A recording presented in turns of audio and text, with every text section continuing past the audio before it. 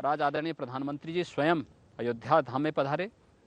मैं उनका आभार व्यक्त करता हूं और उन्होंने मर्यादा पुरुषोत्तम भगवान श्री राम के प्रति, भारत के प्रति, भारतीयता के प्रति और संघर्ष, 500 वर्षों के संघर्ष को कैसे राष्ट्रीय एकात्मता के रूप में बदल करके भारत की ताकत के रूप में आगे बढ़ाया जा सकता है, आज उस रूप में अपना मार्गदर्शन भी दिया है। योगी जी, आप सबके चेहरों पर एक आयोजन का सिर्फ भाव नहीं था, बल्कि काफी भावनात्मक लम्हा लग रहा था। देखिए, हमारे लिए, मैंने आपको पहले ही बताया ना कि मेरे लिए तो ये अत्यंत भावुक क्षण था, गौरव का क्षण भी था, उत्साह और उमंग का क्षण भी था। उत्साह और उमंग का क्षण इस बात को लेकर के कि उत्तर प्रदेश सरकार बाहर की सुरक्षा की व्यवस्था और अन्य व्यवस्था, सारी व्यवस्थाओं की जिम्मेदारी उत्तर प्रदेश सरकार के पास है और पिछले 3 वर्षों से मैंने उस कार्य को बहुत नज़दीक से महसूस किया है। उस नाते मुझे पार्टी ने और आदरणीय प्रधानमंत्री जी ने जो दायित्व दिया, उस दायित्व के नाते मैं इस कार्य को यहाँ पर करने में आज अपने को स्वयं सौभाग्यशाली मानता हूँ। मेरे लिए सौभाग्यशाली इसलिए भी कि मेरे गुरु परंपरा ने इस संकल्प आज से दशकों पूर्व देखा था और आज वो साकार हो रहा है, वो साकार हुआ है। तो उस साकार होते हुए उन दिव्य आत्माओं ने जो इस धराधाम को छोड़ के चली गईं, स्वाभाविक रूप से उनकी आत्मा को भी असीम आनंद की अनुभूति हो रही होगी, असीम शांति मिल रही होगी। तो मेरे लिए इससे बड़े गौरव की बात क्या हो सकती है, क्योंकि इन सभी पूज्य संतों का बहुत सानिध्य मुझे प्राप्त रहा है और आज उस क्षण को हम लोगों ने महसूस किया है।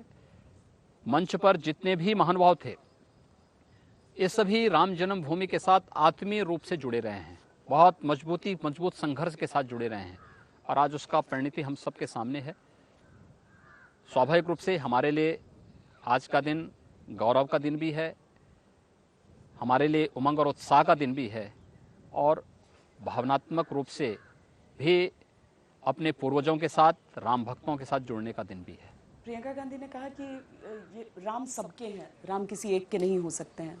आपकी दूसरी जो पार्टियां हैं, विरोधी पार्टियां हैं, उन सबको ये था कि आप लोगों ने बाकियों को निमंत्रण क्यों नहीं दिया, क्यों ऐसा रखा कि सिर्फ अपने अपने जो आपके लिए सही है उन्हीं को बुला रहे हैं, बाकी जो आना चाहते हैं वो आ नहीं सकते। देखिए, राम सबके हैं, ये बात तो हम बहुत पहले से कहते रहे हैं। ये सद्बुद्धि तब भी आनी चाहिए थी जब यहाँ पर कुछ लोगों के पूर्वजों ने रामलला की मूर्तियों को हटाने की कुछ सी चेष्टा की थी। आखिर कौन लोग थे वो? इसके पूर्वज थे जो अयोध्या में रामलला का मंदिर नहीं चाहते थे। कौन लोग थे जो गर्भगृह में जहां आज शिलान्यास हुआ है, 1989 में वहां शिलान्यास न करके वहां से 200 मीटर दूर कह रहे थे कि वहां शिलान्यास हम करेंगे, लेकिन वहां पे कुछ नहीं होना है, विवादित ढांचे में कुछ नहीं करना है।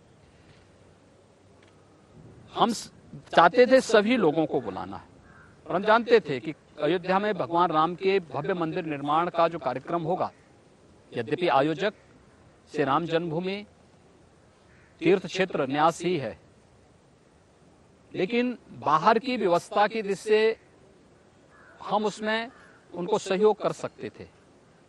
कोविड-19 के प्रोटोकॉल के नाते सीमित संख्या में लोगों को बुलाना, आप अनुमान लगा सकते हैं कि देश के सभी मत संप्रदाय से जुड़े हुए सभी पूज्य धर्माचार्य इस कार्यक्रम में सहभागी बनना चाहते थे। सीमित संख्या में लगभग 200 के आसपास अतिथि इस पूरे कार्यक्रम में सहभागी बन पाए। हमारा विचार परिवार है, राष्ट्रीय स्वयंसेवक संघ है, विश्व हिंदू परिषद है, भारतीय जनता पार्टी का भी कोई पदाधिकारी इसमें नहीं आया। ये केवल कांग्रेस या सपा या बसपा या किसी का नहीं, बीजेपी का कोई पदाधिकारी यहाँ इस कार्यक्रम में सहभागी नहीं था। भारतीय जनता पार्टी के राष्ट्रीय अध्यक्ष भी इस कार्यक्रम में आ सकते थे, प्रदेश अध्यक्ष भी कार्यक्रम में आ सकते थे, कोई इस कार्यक्रम में सहभागी नहीं।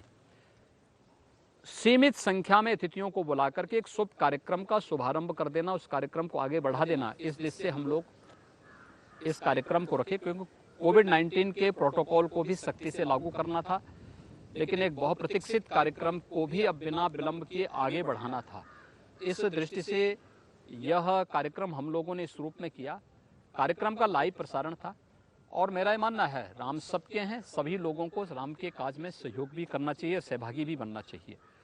लेकिन राम के नाम पर समाज को बांटने की कुछ सी चेष्टा नहीं करनी चाहिए।